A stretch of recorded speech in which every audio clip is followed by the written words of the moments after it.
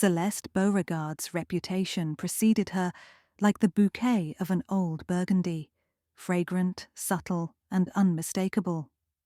Magazine profiles called her the diva of decanting, but the 51-year-old sommelier preferred quieter descriptions: teacher, nose, or simply friend. Every October she set aside a week to visit friends' estates and lend her palate to their harvest parties. This year she had accepted an invitation from the Vaughan siblings, Helena and Carter, to their rolling, postcard-perfect vineyard tucked in Oregon's Dundee Hills. Morning fog still curled through rows of russet and gold vines when Celeste swept into the glass-walled tasting lodge. A fire snapped in the stone hearth, and floral notes of fermenting Pinot Noir seeped from the crush pad outside. The room felt like the inside of a flute of rosé, rosy, effervescent, welcoming, yet something in the air tasted faintly off, like cork taint, a hint of trouble completely at odds with the cosy surroundings. Helena Vaughan hurried forward, flour-dusted from the scones she had apparently baked herself. "Celeste, you're a sight for sore eyes." They exchanged a quick embrace. Carter followed, tall and cardigan-clad, holding 3 steaming mugs of cinnamon tea. "We can't thank you enough for flying in," he said. "Harvest has been eventful." "Eventful," Celeste echoed. She caught the siblings' fleeting glance. A single raised brow from her, a practiced move she used on reluctant restaurateurs, drew out the confession. "Our harvest foreman, Luis Ortega, hasn't turned up since yesterday afternoon," Helena admitted. "He signed out to check the south slope and just vanished." Celeste blinked. "Vanished as in—" "No one's seen him, and his phone goes straight to voicemail," Carter said. "The sheriff's deputy filed a missing person bulletin, but they're stretched thin with wildfire patrol. They say men wander off for a night all the time during crush. Exhaustion, drink, you know. Still, Luis isn't the wandering type." Celeste recalled meeting the foreman the previous year. A meticulous man who could recount sugar readings like baseball stats, Luis was as unlikely to skip a shift as vines were to skip sunrise. "Have you checked the hospital?" "First place," Carter said. "Nothing." Helena's bright hostess smile wavered. "We hoped you'd distract us with your usual magic, blind tastings, pairings, until he shows up. But there's another wrinkle." She removed a slender packet from beneath a tea towel, a roll of glossy paper bands. Celeste recognized elegant script and a stylized heron that served as the estate's logo. "We found these in Luis's supply locker, counterfeit labels. Someone's been printing them on the side." Celeste unrolled one. The colors were slightly too saturated, the texture a hair smoother. Anyone handling hundreds daily might miss the difference, but Celeste's fingertips felt the falseness. "Have any bottles gone missing?" "Inventory shows no shortage of wine. Yet." Carter rubbed his temples. "Maybe it's a prank. Or Luis planned a private bottling." Helena's voice dropped. "Or someone's preparing to pass cheap bulk juice as our reserve Pinot. The labels alone could net thousands online." Celeste inhaled the room's aromas, yeasty bread, wood smoke, fermenting grape skins, to steady herself. People rarely paired counterfeiting with small family estates, but fraud favored opportunity over scale. She sipped her tea, warmth spreading through her chest. "Why don't I poke around under the guise of consulting? A fresh set of eyes can't hurt, and eyes trained to read wine labels might catch what sheriff deputies miss." Relief fluttered over Helena's face. "You've saved us once already," she murmured, referring to the vintage 3 years prior, when Celeste detected smoke taint early enough for them to adjust barrel selections. "I can't promise miracles," Celeste said, but let's start with a tour. My palate functions best in the field. Within an hour, she had traded her silk scarf for a quilted vest and followed Carter along gravel paths between turning vines. Sunlight burned away the fog, revealing distant Cascade peaks crusted with snow. Field hands clipped clusters into slings that swayed with deep purple fruit. To passing workers, Celeste offered an encouraging nod and a few words in Spanish, gleaned from years in Mendoza. Anxiety hid behind their polite smiles. "Luis runs these crews like clockwork," Carter said. "We can keep momentum for a day or two, but beyond that—" He trailed off. Celeste knelt, lifted fallen leaves, and found tire tracks fresh enough to hold moisture. "Luis drove a Jeep, correct?" "Yes, beat-up blue Wrangler. Why?" "These tracks angle off the main service road." She pointed to a narrow path cutting toward a copse of firs. "Could be nothing, but we should look." Carter hesitated, then called to a field hand to oversee picking while they followed the impression. Birds gossiped overhead, damp earth squished beneath boots. 50 yards in, the path widened into a small clearing used for compost. A cluster of half-empty fertilizer sacks leaned under a tarp. No Jeep. "Dead end," Carter said. "Perhaps." Celeste crouched near tire ruts. "These tracks overlay older prints. Luis may have driven in, reversed out." She noticed a subtle gleam, a discarded foil wine capsule, burgundy red like the estate's reserve. She pocketed it. "We'll circle back." The afternoon unfolded in small investigative nibbles. Celeste inspected the bottling shed, the barrel cave, and the labelling line. In a supply closet, she unearthed a stack of blank adhesive labels. They looked authentic, complete with micro-embossing. A newer ink smell meant recent printing. Carter confirmed only he, Helena, and Luis had keys. At lunch, a picnic of squash soup and crusty bread, Celeste observed employees in the break room. Conversation centered on weather and playoff baseball, but when the foreman's name surfaced, voices dropped. One young intern, a shy viticulture student named Abby, looked particularly uneasy. Celeste carried 2 mugs of cocoa to the table and took the seat beside her. "Harvest can be overwhelming," Celeste said lightly. "How's the internship?" Abby pushed curls from her face. "I'm learning tons." "I remember being 19 and terrified of snapping a vine," Celeste joked. Abby's shoulders relaxed. Celeste slid the counterfeit label across the table. "Have you seen these?" Abby's eyes widened. A flush rose to her cheeks. "In the copy room, once." "The copy room?"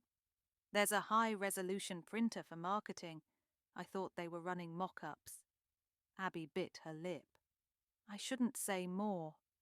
Celeste lowered her voice. "Luis is missing. If he was involved in something dangerous, silence won't help him." Abby's gaze darted toward the door, then returned. "Okay. Last week I worked late imputing lab numbers. Mr. Shaw was there." "Mr. Shaw?" "Our accountant. He and Luis were arguing. I heard overruns, real money, and nobody gets hurt." Next morning, Luis looked upset. Celeste thanked Abby and filed away the information. Accountants, she mused, kept the Vineyard's purse strings and monitored inventory.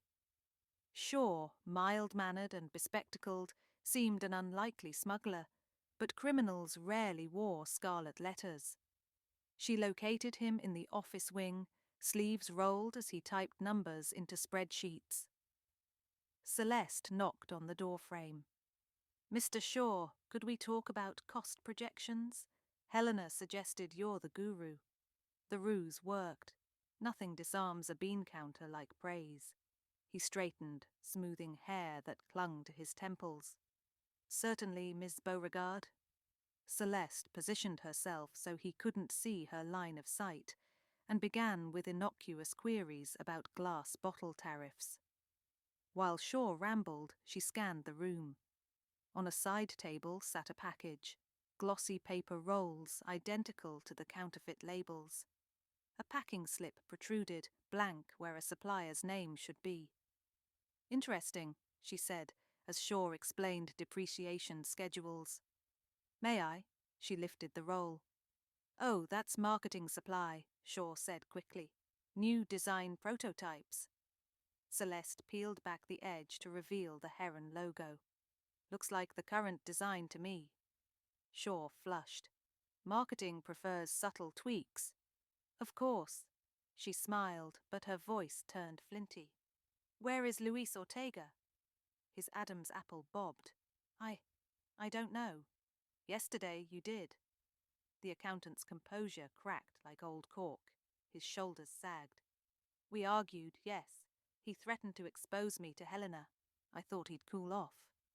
"Expose what?" Shaw removed glasses, kneading the bridge of his nose. "The winery lost its biggest restaurant contract in spring. Cash flow cratered. I found a buyer who'd pay premium for authentic labels to re-sticker inferior wines overseas. Easy money we desperately needed. Luis discovered the order forms. And he opposed. He said it'd tarnish the Vaughan's legacy, refused hush money. We fought in the copy room, nothing physical. He stormed out. I swear I haven't seen him since." Celeste believed parts of the story. His fear seemed genuine. Yet fear could stem from guilt or from someone else holding the reins. She excused herself, promising confidentiality for now, and left him sweating over his ledger. Evening shadows stretched over the vineyard as she returned to the lodge for the nightly tasting event slated for club members. Helena, despite exhaustion, had laid out linen-draped tables with candles and cheese boards. "Any news?" she whispered. "Pieces, but no picture," Celeste said. "We'll talk after guests leave. For now, routine keeps worry at bay." Celeste conducted the presentation, pouring the 2019 Estate Pinot with notes of cherry and forest floor, the 2020 Chardonnay redolent of pear custard. Members murmured approval, and for an hour the world seemed whole. Yet Celeste couldn't ignore a metallic unease on her tongue, as if a penny dissolved in her glass. After the guests departed, Carter locked doors while Helena brewed chamomile. They gathered by the hearth. Celeste recounted Shaw's confession. Carter cursed softly. "I knew we were tight, but forging labels." "He claims the scheme stopped at labels," Celeste said, "but I found this." She produced the foil capsule from the compost clearing. "Why would one of your reserve capsules be out there?" Carter frowned. "We switched capsule colors this year. Reserves now have black wax tops. That burgundy foil is last year's standard release." "Which means someone bottled 2018 or bulk juice and planned to pass it as something else," Celeste reasoned. Helena rubbed her arms. "Luis catches wind, threatens exposure, then disappears. Shaw panics." "Possibly," Celeste said. "But consider motive. Shaw profits by selling unused labels. Killing or kidnapping Luis escalates risk tenfold. Who else gains?" Wind rattled windows. Outside, machines hummed at the crush pad, where 2 cellar rats punched down fermenting bins under floodlights. Celeste's gaze drifted there and landed on a silhouette arguing with them. A stout, barrel-chested man, Eduardo Pascual, owner of Pascual Family Wines across the valley and the Vaughan's longtime rival. "Why is Eduardo here?" Celeste asked. Carter exhaled angrily. "He's buying surplus grapes. I had to sell him 2 tons to make payroll. He's here to check the fruit." "Did he know about financial strain?" "Likely," Helena admitted. "Word travels." Celeste recalled Eduardo's ambition. If he could get Vaughan juice at cost and slap Vaughan labels on his own ho-hum wine, profits would soar. She set her empty teacup down. I need an excuse to visit his truck. Under the guise of offering tasting notes, Celeste strolled to the pad, greeting Eduardo with practiced warmth. He wore a fleece vest emblazoned with his name and smiled broadly. Madame Beauregard, honoured. Always a pleasure, she returned. Mind if I sample your current Pinot? I'm compiling notes on regional expression. Certainly.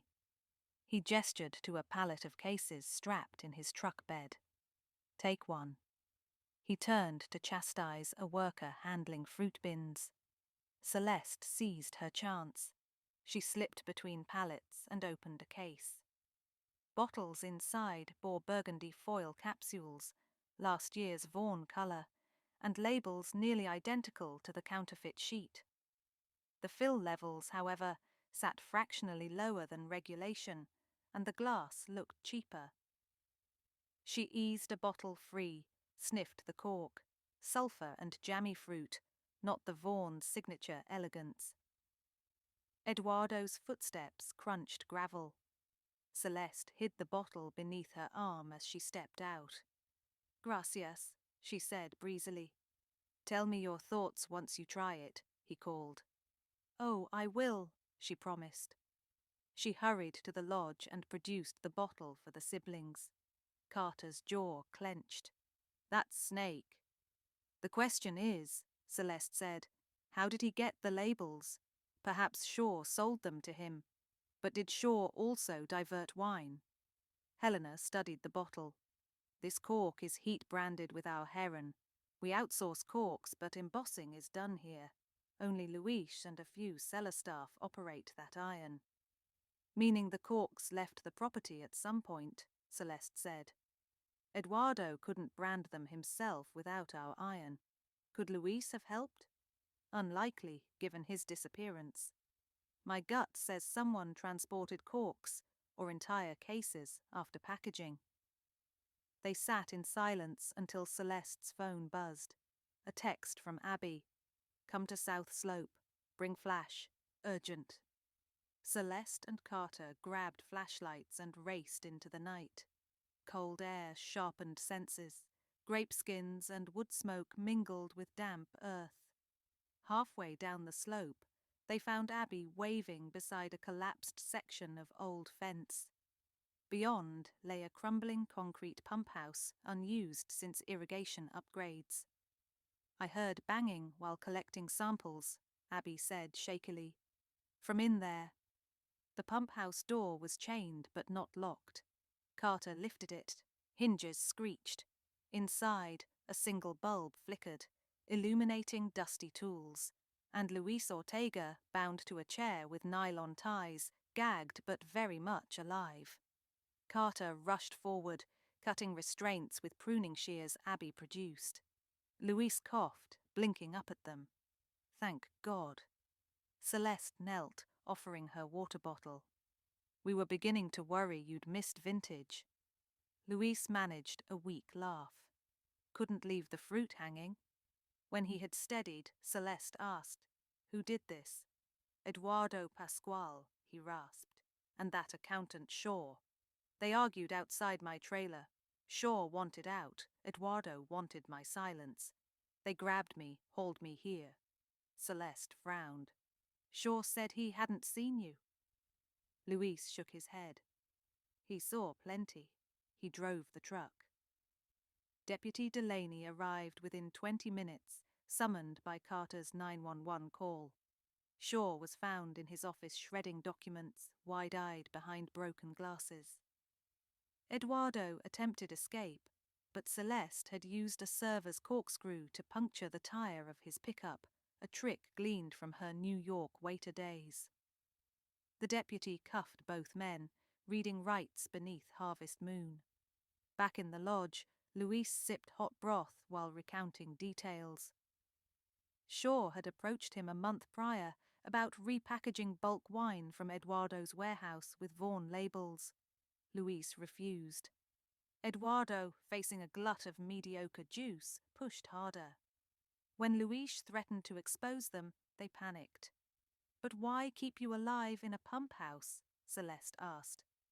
"Eduardo wanted me chilled until the first shipment left," Luis explained. Shaw didn't know how to do violence, so Eduardo handled the restraint. He flexed sore wrists. Helena's eyes brimmed as she clasped Luis's hand. "You saved us." "I only did my job," he said. "The Vaughns gave my family opportunity when we crossed the border." Carter turned to Celeste. "And you saved us again." She waved off praise. It was Luis's integrity and Abby's keen ears. The siblings insisted on a celebratory toast, ironic given the circumstances, yet perfectly in line with vineyard life. Disasters come and go, the vines endure, and harvest presses on. Helena retrieved a magnum of their 2016 reserve, the wine that had won double gold. Celeste eased the cork with a satisfying pop. Aromas of rose petal and fig unfurled, glasses clinked. Firelight painted arcs on beamed ceilings. Outside, pickers still clipped clusters under floodlights, the night shift humming with renewed vigour now that their foreman was safe. "This vintage will taste sweeter for the ordeal," Celeste said. Luis smiled. Bittersweet, tiny note of revenge on the finish. Laughter rippled through the lodge. Carter asked, "Will you stay the week, Celeste? We could use your palate more than ever." Celeste swirled her glass, the garnet liquid catching firelight. "I'll stay," she said. "But first thing tomorrow, we reassess security protocols, and we burn every counterfeit label we find." Helena raised her glass. "To truth, tenacity, and good friends." Glasses met. Wine washed over tongues, a liquid promise that grapes, like people, could weather storms and emerge richer for it. As the clock chimed midnight, Celeste stepped outside for crisp air. Above, stars spilled across the black velvet sky. The vineyard sloped away in gentle arcs, leaves copper-lit under harvest lamps. Somewhere an owl hooted. Somewhere else a tank burbled with new wine, its song ancient and ever newborn.